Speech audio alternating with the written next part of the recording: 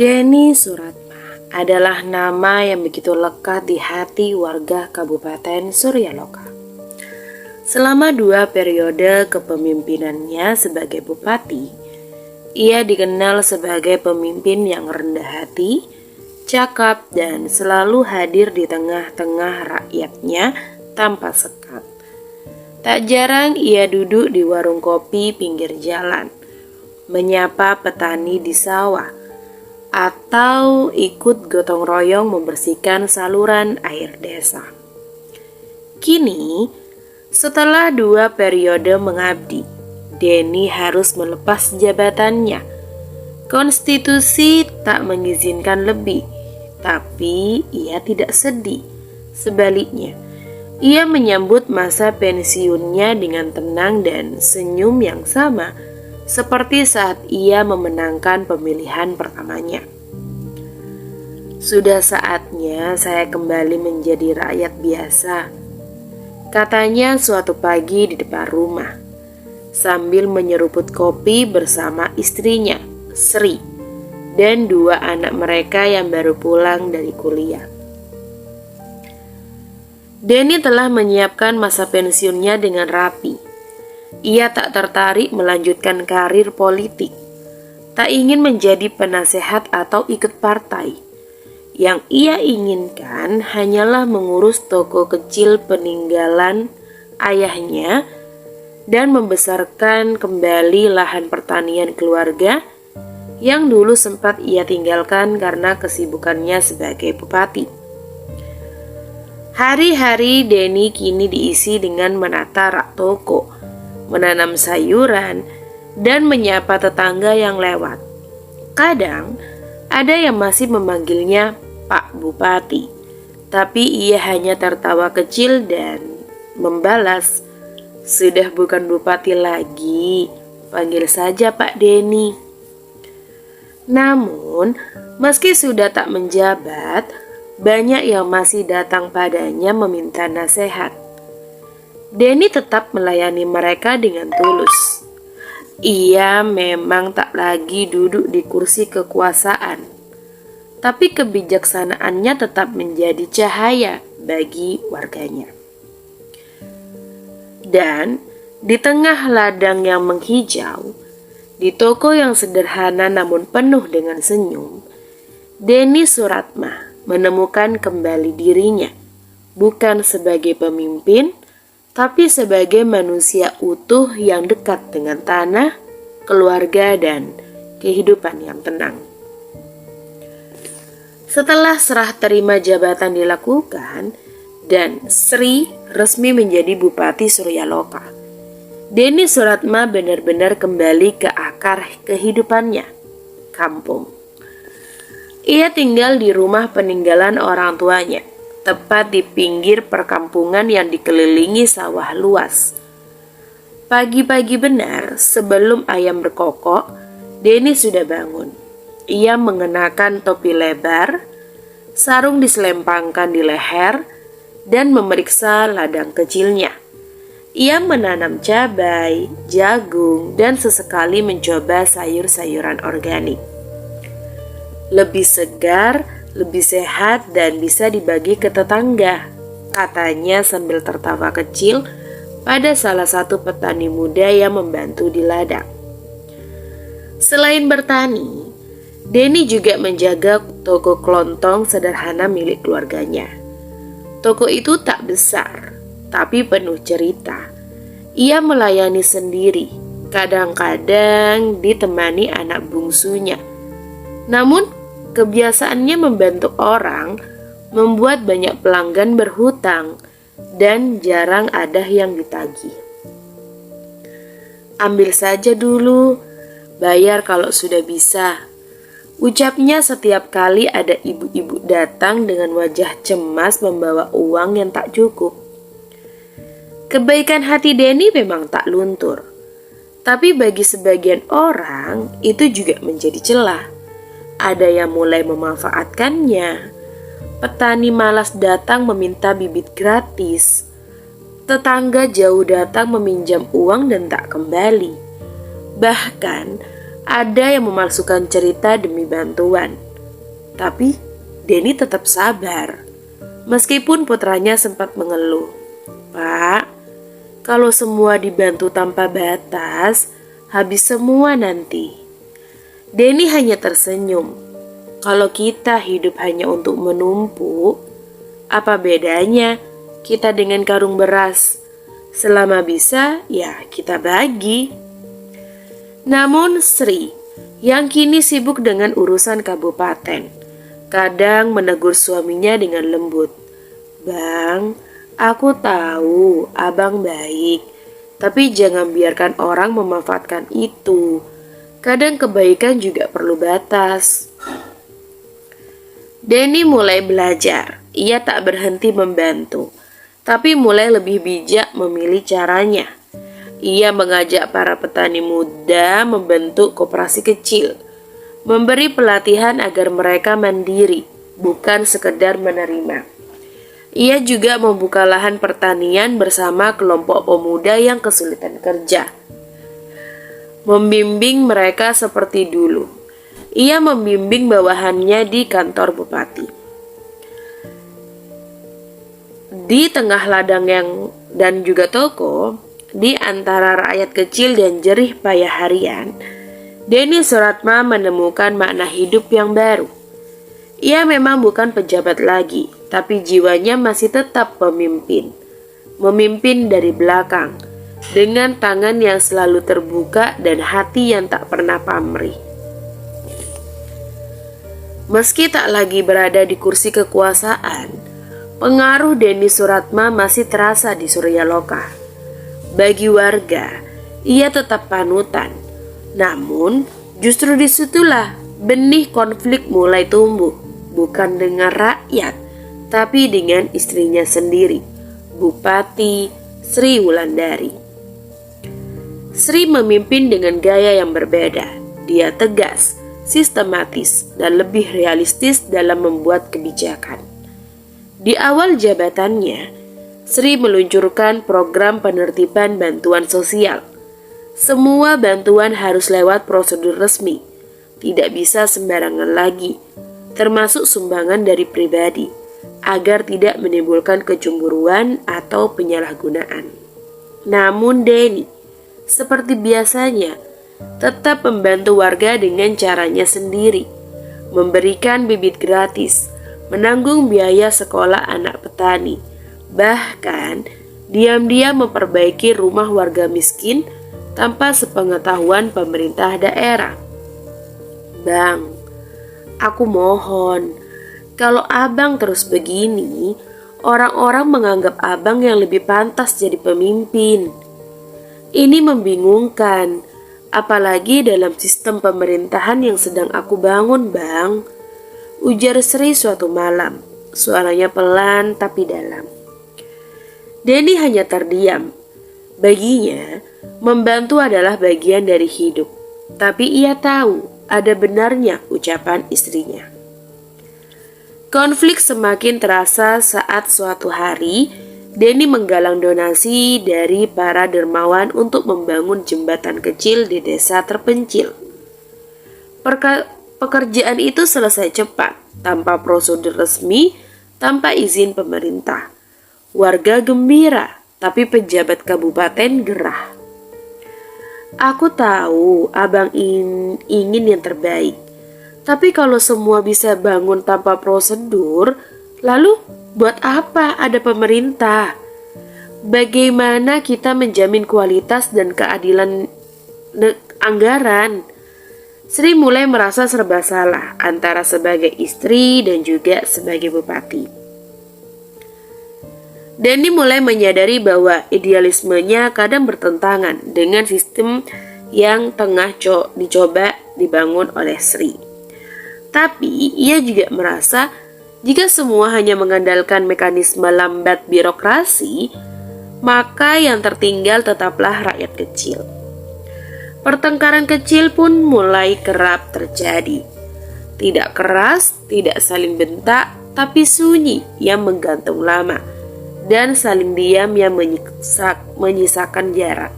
Namun mereka tahu, cinta mereka bukan soal kursi ataupun kekuasaan.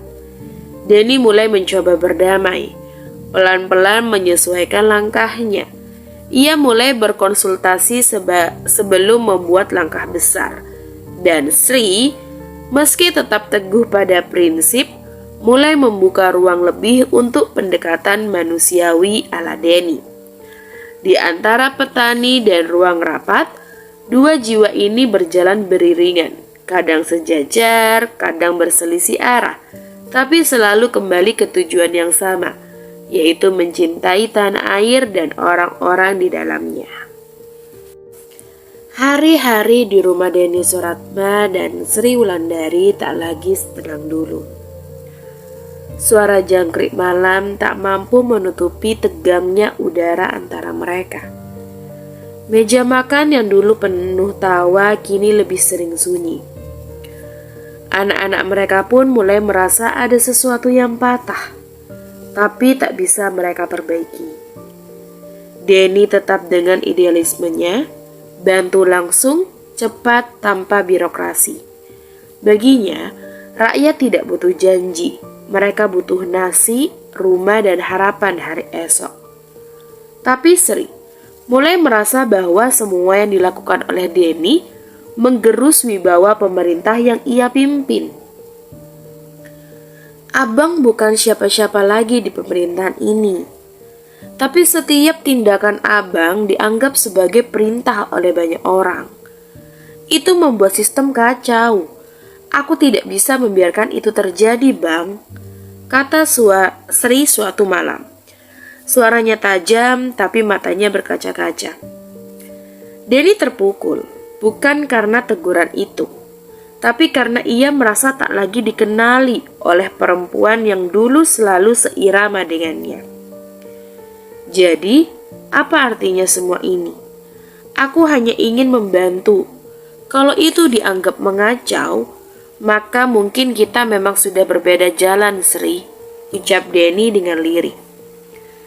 Ketegangan makin memuncak saat salah satu program Denny, yaitu pendirian koperasi petani mandiri tanpa izin, diberhentikan oleh pemerintah kabupaten. Media lokal menyebut ada konflik kebijakan di antara keluarga bupati. Sri dihujani kritik karena dianggap membungkam suaminya sendiri.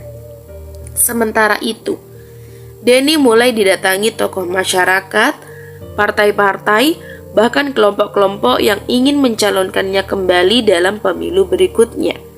Kali ini sebagai gubernur. Tawaran itu membuat Sri merasa dikhianati. Kalau abang benar-benar ingin kembali ke politik, katakan saja, aku bisa keluar dari rumah ini malam ini juga, ujar Sri. Untuk pertama kalinya ia meninggikan suaranya.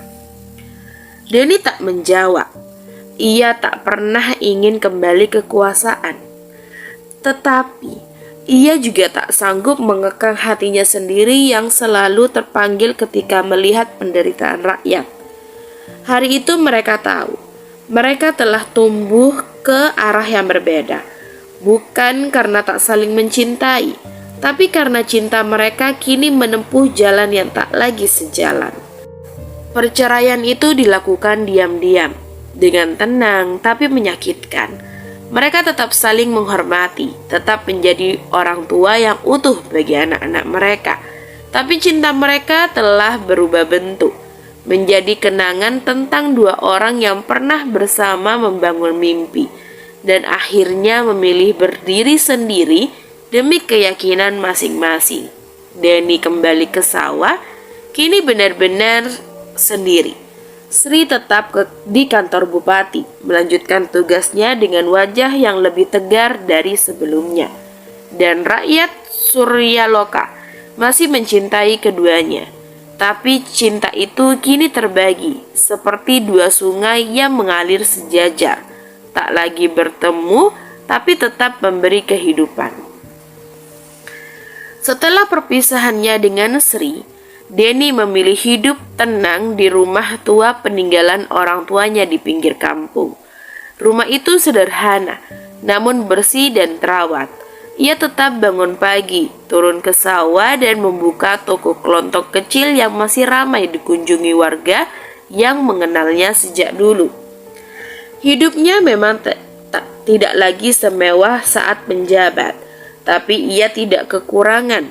Ia hidup cukup, cukup untuk makan, cukup untuk berbagi, dan cukup untuk tersenyum ketika melihat anak-anak kecil berlarian di halaman rumahnya. Ia tetap Denny yang dulu, rendah hati, dermawan, dan tak pernah bisa diam melihat kesusahan orang lain. Ketika ada warga yang tak mampu membayar kebutuhan pokok, Denny dengan ringan berkata, "Bawa saja dulu, nanti kalau ada rezeki bayar." Ketika ada petani gagal panen, Denny turun tangan memberikan bibit dan simpanannya sendiri. Anak-anaknya yang kini bekerja di kota sering mengajaknya pindah, tinggal lebih nyaman bersama mereka. Tapi Denny menolak dengan lembut. "Bapak sudah bahagia di sini." Bahagia bukan soal besar rumahnya, tapi seberapa banyak kita bisa memberi arti buat orang lain. Ucapnya suatu sore saat duduk di beranda menatap sawah yang menghijau. Denny tak sakit, tidak pula jatuh miskin, tapi ia memang mulai lebih pelan. Usianya bertambah, tubuhnya tak sekuat dulu, namun semangatnya tetap menyala. Ia masih ikut gotong royong, masih mengajar anak-anak muda bertaming, dan masih menjadi tempat curhat warga yang kehilangan arah. Suatu hal yang membedakan sekarang adalah sunyinya malam. Tak ada lagi suara Sri yang membacakan berita atau bercanda di meja makan. Namun, Denny tak pernah meratap. Ia percaya setiap jalan hidup ada waktunya masing-masing. Hingga suatu hari, jembatan penghubung antar desa runtuh diterjang banjir. Warga panik. Sebelum pemerintah daerah bergerak, Denny sudah ada di lokasi. Bukan sebagai pemimpin, tapi sebagai warga biasa yang tak bisa membiarkan orang lain menunggu. Ia mengorganisasi pemuda, meminjam alat, dan membantu membangun jalur darurat. Beberapa anak muda berkata, "Pak Denny memang bukan bupati lagi, tapi di hati kami, beliau tetaplah pemimpin." Foto-foto itu menyebar di media sosial. Wajah Denny yang bersahaja berdiri di tengah lumpur menjadi simbol tentang arti kepemimpinan yang sesungguhnya, bukan karena jabatan, tapi karena tindakan. Ketenangan yang dibangun Denny di kampung perlahan terusik kembali, bukan oleh keadaan, tapi oleh kebijakan baru dari pemerintah kabupaten. Pemerintah yang kini dipimpin oleh mantan istrinya sendiri, yaitu Sri Wulandari. Salah satu program Sri yang baru adalah reformasi pertanian terpusat. Semua aktivitas distribusi pupuk, bibit, dan hasil panen harus melalui sistem koperasi resmi yang dikontrol langsung oleh Dinas Pertanian. Tak boleh lagi ada bantuan atau distribusi di luar jalur itu, termasuk program swadaya kecil-kecilan yang masih dijalankan Denny bersama petani muda di kampung itu. Tiba-tiba, gudang bibit milik Denny disegel. Surat resmi datang, melanggar prosedur distribusi dan pengelolaan pertanian kabupaten. Tak ada kompromi, tak ada pemberitahuan awal, hanya satu kalimat yang tertulis tegas di surat itu. Tindakan ini demi menjaga tertib administrasi dan keadilan distribusi. Denny tahu siapa di baliknya. Ia tersenyum pahit. Beberapa orang di sekitar Sri mulai menggunjing. Bupati tak mampu move on, dendamnya dibawa ke kebijakan.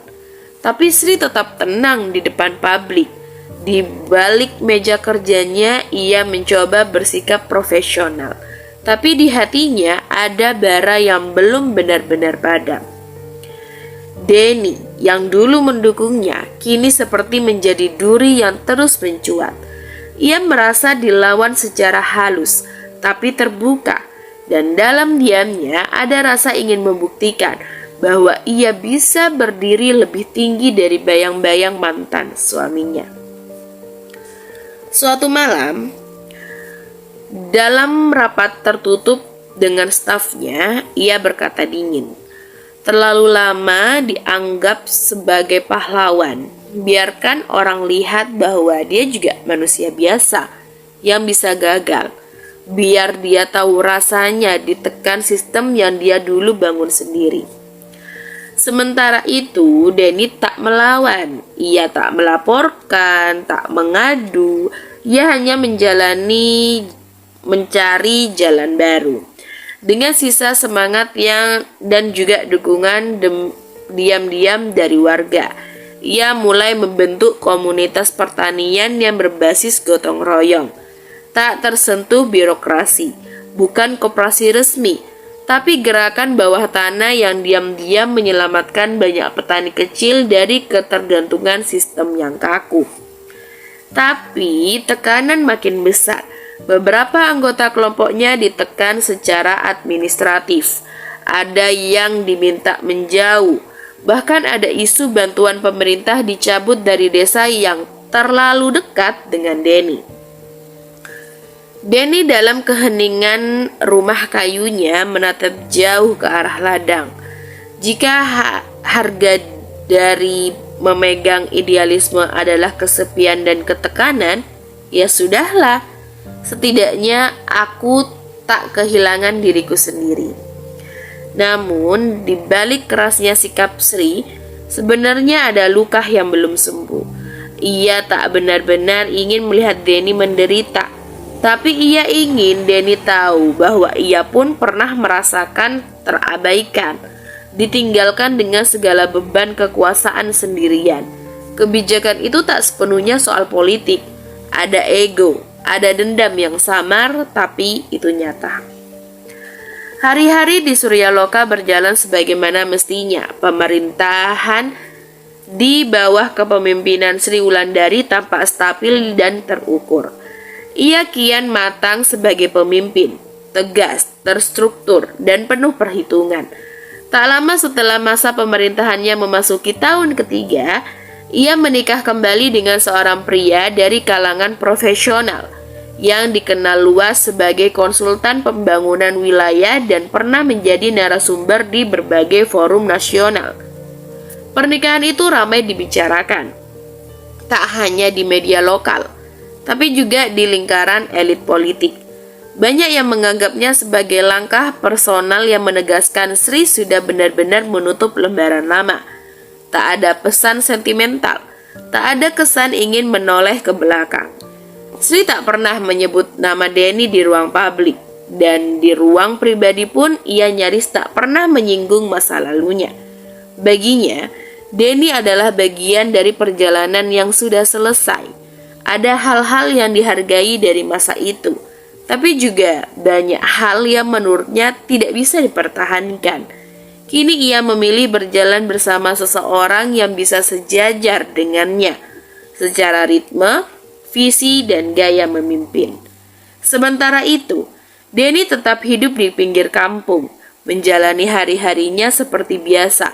Rumah kayunya masih berdiri kokoh, ladangnya terus tetap digarap, dan toko kecilnya tetap ramai. Warga masih menghormatinya, bukan karena jabatan yang pernah ia emban, tapi karena kesetiaan dan juga kejujurannya yang tidak pernah berubah. Dia tahu tentang pernikahan Sri, dan hanya menanggapinya dengan senyuman pendek. Tak ada sakit hati, tak ada penyesalan. Ia hanya berkata pada seorang teman lamanya, "Dia sudah memilih jalannya, dan aku juga. Tak semua yang pernah bersama harus berakhir dalam satu arah." Hubungan mereka benar-benar selesai, tanpa perlu penyesalan atau rindu yang direkayasa. Keduanya kini berjalan di jalur masing-masing. Sri dengan agenda politik dan pembangunan daerahnya, Denny dengan keyakinan hidupnya yang sederhana dan penuh makna.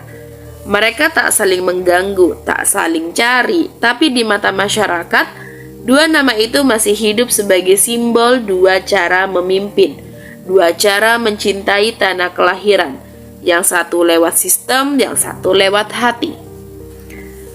Musim kemarau tahun itu datang lebih panjang dari biasanya.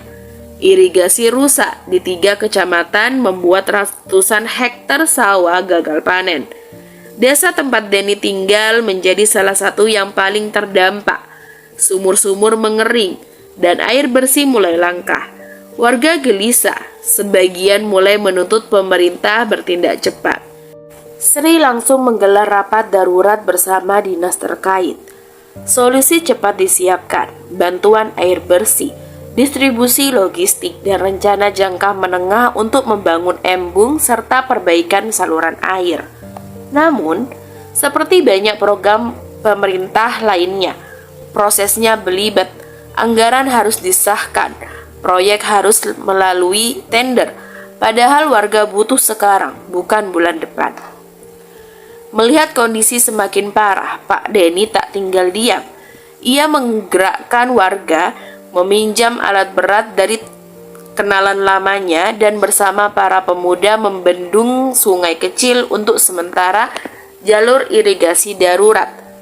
Ia bahkan mengambil resiko membuka lahan tadah hujan lama yang dulu pernah ia petakan tanpa izin resmi. Tindakan ini cepat terdengar di kantor kabupaten. Pak Denny melanggar batas kawasan konservasi dan melakukan kegiatan tanpa izin, ujar salah satu pejabat dalam rapat. Sri mendengarkan tanpa ekspresi, tapi begitu rapat usai, ia hanya memberi satu perintah singkat. Turunkan tim pengawasan, jangan ada pengecualian, meski itu mantan bupati sekalipun. Beberapa hari kemudian, tim pengawas datang untuk menghentikan semua kegiatan darurat Denny. Alat berat diminta keluar, dan warga dilarang melanjutkan penggalian. Surat peringatan dilayangkan. Media lokal menangkap berita itu dengan cepat. Judul-judul seperti mantan bupati langgar aturan demi warga mulai bermunculan. Denny menanggapi dengan tenang. Kalau menolong warga dalam keadaan darurat dianggap pelanggaran, ya saya siap dipanggil. Tapi jangan lupa, gagal panen ini juga karena kelalaian sistem. Sri pun angkat bicara dalam konferensi pers. Pemerintah tidak anti rakyat, tapi semua harus berjalan sesuai aturan. Tidak ada ruang untuk manuver individual yang melanggar kebijakan wilayah. Benturan pun pecah. Warga mulai membandingkan, Pak Denny mungkin bukan pejabat lagi, tapi dia yang pertama turun tangan. Sementara di sisi lain, elit dan teknokrat memuji Sri karena tetap menjunjung hukum meski yang dilawan adalah mantan suaminya sendiri. Saling sindir mulai terasa. Denny tetap bersikap diam tapi tetap bertindak. Meski di balik layar, Sri mulai merasa dilema antara menjaga wibawa pemerintahan atau mengakui bahwa terkadang keadaan darurat butuh keputusan hati, bukan prosedur. Mereka tak saling bertatap muka, tapi jelas dua arah pandang kini saling bertubrukan di tengah krisis. Hari demi hari krisis air itu semakin parah. Warga mulai gelisah. Sebagian mulai pasrah. Bantuan dari kabupaten belum kunjung tiba secara efektif, dan jalur darurat pun yang Denny bangun kini mangkrak karena penyegelan. Ia duduk di beranda depan rumahnya, menatap tumpukan karung beras kosong dan alat pertanian yang mulai berdebu. Sore itu, salah satu sahabat lamanya datang, seorang mantan anggota DPRD provinsi. Mereka duduk di bawah pohon mangga, menyeruput kopi pahit. "Kau masih dipercaya orang, Den," kata temennya. "Masih banyak yang menunggu kau naik lagi. Kalau kau mau, nama kau masih bisa masuk ke bursa calon gubernur tahun depan. Daya tarikmu masih kuat, apalagi setelah kasus ini." Denny tertawa pelan, getir. "Aku sudah selesai dengan politik, tapi rakyat belum selesai dengan harapan terhadapmu." Perkataan itu menggantung di kepala Denny hingga malam. Ia tahu idealismenya punya batas, bukan hanya soal prinsip, tapi soal daya jangkau. Di luar sistem, ia bisa bertindak cepat, tapi kecil. Dalam sistem, ia bisa bergerak luas, tapi lambat dan penuh kompromi. Dan sekarang kenyataannya adalah ladang-ladang kering, anak-anak tidak bisa mandi bersih, dan warga desa menatapnya dengan mata penuh tanya. Malam itu, Denny duduk sendiri di meja makan. Ia membuka laci dan mengeluarkan foto lama saat dirinya dan Sri baru saja dilantik bersama.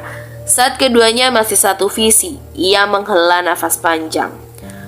Aku harus akui, aku bukan Tuhan, aku punya batas, gumamnya lirih. Keesokan harinya, Denny pergi ke kota. Ia menemui beberapa tokoh lama, sahabat-sahabat perjuangan yang dulu ikut menenun cita-cita membangun daerah. Suaranya mulai terdengar lagi. Poster wajahnya muncul diam-diam di beberapa tempat. Saat ditanya wartawan apakah dia serius mempertimbangkan maju sebagai gubernur, Denny hanya menjawab pendek. Kalau rakyat masih percaya, mungkin pada saatnya idealisme ini kembali masuk ke ruang keputusan.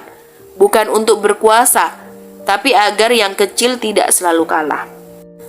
Tahun politik kembali menggeliat di provinsi tempat Denny dan Sri tinggal.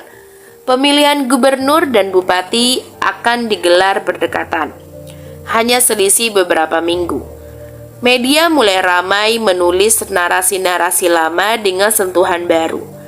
Judul-judul seperti "Dua mantan, dua kursi, dua arah kepemimpinan" mulai bermunculan di media daring dan televisi lokal. Denny akhirnya resmi mendaftarkan diri sebagai calon gubernur. Ia diusung oleh koalisi kecil, gabungan partai-partai yang dulu menjadi oposisi dan kini ingin wajah baru. Kampanyenya sederhana, minim panggung mewah. Ia banyak turun ke desa, menyapa petani, buruh, guru, dan para nelayan. Tak ada janji mulu, hanya narasi tentang kepemimpinan yang kembali ke rakyat. Sementara itu, Sri kembali mencalonkan diri sebagai bupati untuk periode kedua. Berbekal jaringan birokrasi yang kuat, partai pengusung yang besar, dan reputasi selama 5 tahun terakhir. Ia yakin akan menang dengan mudah. Dalam banyak pidatonya, Sri menyelipkan pesan halus yang seolah menyindir Denny. Kepemimpinan tak cukup hanya niat baik, butuh sistem, ketegasan, dan juga keberanian menindak meski tak populer. Ketegangan mulai terasa bahkan sebelum debat resmi pertama. Pendukung mereka mulai saling sindir-menyindir di media sosial. Beberapa kelompok masyarakat pun terbagi. Sebagian tetap setia pada Denny, melihatnya sebagai pemimpin sejati yang rendah hati. Sebagian lainnya mendukung Sri karena rekam jejak stabilitas dan pembangunan konkret. Meski beda panggung, aroma persaingan di antara mereka masih terasa kental.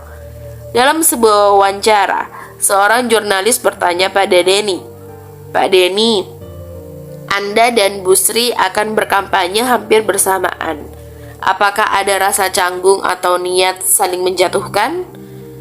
Denny menjawab dengan tenang, "Saya tidak sedang melawan dia. Saya sedang mencoba menawarkan arah baru untuk daerah ini. Kalau rakyat melihat saya lebih layak, maka saya siap. Tapi kalau tidak, saya tetap akan menanam sayur." Sedangkan Sri saat ditanya pertanyaan serupa menjawab dengan datar, "Politik bukan ruang nostalgia. Ini tentang efektivitas dan saya rasa saya masih bisa memberikan kontribusi yang lebih besar daripada sekedar romantisasi masa lalu." Keduanya kini berdiri di tempat yang berbeda, membawa nama, masa lalu, dan idealisme masing-masing. Pemilu bukan lagi soal pribadi, tapi juga soal pembuktian. Siapa yang benar-benar mampu membawa perubahan dengan cara dan jalur masing-masing. Dan masyarakat pun bersiap menilai. Dua nama itu akan tertera di dua surat suara yang berbeda. tapi hati pemilih tak bisa dibagi dua. Pemilu berlangsung serentak di seluruh wilayah. Masyarakat berbondong-bondong datang ke TPS. Sebagian dengan antusiasme tinggi dan sebagian lainnya dengan harapan sederhana. Memilih sosok yang paling mereka percaya, bukan sekedar yang paling menjanjikan. Kampanye Denny ditutup dengan pidato singkat di sebuah lapangan kecil, dikelilingi petani dan warga kampung. Ia tak menyebut lawan, tak menggaungkan kemenangan. Ia hanya berkata, "Saya datang ke sini bukan untuk menjual janji, tapi karena saya tahu rasanya ditinggal oleh sistem." Sementara Sri menutup kampanyenya dengan peresmian sebuah proyek jembatan gantung dan pidato elegan di balai kota. Ia percaya publik bisa menilai kinerjanya selama 5 tahun terakhir. Tapi ia juga tahu, nama besarnya dulu tak berdiri sendiri. Nama itu pernah ditopang oleh sosok yang kini berada di panggung lain. Dan saat hari perhitungan suara tiba, kenyataan mulai berbicara. Denny menang telak sebagai gubernur, dengan suara meyakinkan di seluruh wilayah, bahkan hingga kota-kota besar yang dulu skeptis terhadap gaya kepemimpinan sederhana. Nama Denny menggema di berita-berita nasional, disebut sebagai gelombang baru pemimpin rakyat. Sementara itu, Sri kalah dengan selisih tipis, namun cukup untuk menjatuhkannya dari kursi bupati. Lawannya adalah sosok muda dari kalangan aktivis desa yang secara terbuka mengkritik kebijakan sentralistik Sri dan merangkul pendekatan akar rumput ala Denny. Sri menerima kekalahan dengan wajah tenang, tapi semua orang tahu kekalahan itu bukan hanya angka. Ini adalah bukti bahwa pengaruh Denny masih kuat, bahkan ketika mereka tak lagi bersama. Dalam wawancara pasca kekalahan, Sri hanya berkata pendek, 5 tahun sudah saya berikan. Jika rakyat ingin arah lain, maka saya hormati. Kekuasaan bukan tahta abadi. Sementara Denny dalam pidato kemenangannya tak menyebut nama siapapun. Ia hanya menunduk sebentar sebelum berkata, "Ini bukan kemenangan saya. Ini adalah kepercayaan yang harus saya bayar dengan kerja. Dan saya tahu, kepercayaan itu bisa hilang kapan saja." Tapi di balik sorak-sorai, tak ada pelampiasan dendam, tak ada pembalasan. Denny tetap menghormati Sri sebagai sosok yang pernah berjuang bersamanya. Ia tidak pernah bicara buruk tentangnya. Hanya satu hal yang kadang terbesit di hatinya, bahwa pada akhirnya rakyat bukan memilih masa lalu, tapi memilih nilai yang paling mereka rasakan benar, dalam diam, dalam luka, dan dalam harapan. Denny Suratma resmi dilantik sebagai gubernur di hadapan ribuan pasang mata. Namun ia berdiri di podium dengan kesederhanaan yang sama seperti saat ia masih duduk di beranda rumah kayunya. Tak ada jas mewah, tak ada janji bombastis, hanya tekad yang membara. Kali ini dibungkus dengan pemahaman yang lebih dewasa tentang sistem, kompromi, dan batas kekuasaan. Hari-hari awal pemerintahannya dihiasi dengan gebrakan kebijakan. Sistem distribusi pertanian digital yang memangkas rantai terkulak. Layanan kesehatan bergerak untuk desa-desa terpencil. Dana darurat krisis air berbasis komunitas yang cepat cair tanpa birokrasi berlapis. Dan yang paling revolusioner adalah program Satu Lumbung Satu Desa. Kebijakan pangan lokal mandiri yang terinspirasi langsung dari kegagalan irigasi di masa lalu. Media menyebutnya sebagai pemimpin pasca trauma, seseorang yang membangun bukan karena ingin kuasa, tapi karena pernah tahu rasanya tidak didengar. Namun di balik segala pencapaian itu, Denny kerap duduk sendirian di ruang kerjanya saat malam, kadang memandangi peta wilayah dengan tatapan kosong.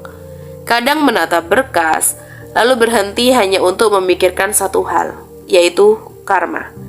Bukan sebagai hukuman, tapi sebagai cermin. Ia tak merasa puas setelah menang. Ia tak merasa bahagia setelah melihat Srikala, karena pada akhirnya dalam jalan hidup ini semua orang dibentuk oleh pilihan dan setiap pilihan membawa harga. Dalam satu sesi wawancara terbatas, seorang jurnalis muda bertanya, "Pak Gubernur, Anda pernah jatuh, pernah ditinggal, kini Anda ada di atas. Apa ini yang disebut oleh karma?" Denny tersenyum dengan pelan. Lama ia terdiam, lalu berkata, "Karma bukan balas dendam alam. Karma itu pelajaran. Kalau dulu saya pikir cinta dan kejujuran cukup untuk memimpin, saya salah. Kalau dulu saya pikir sistem adalah musuh, saya salah.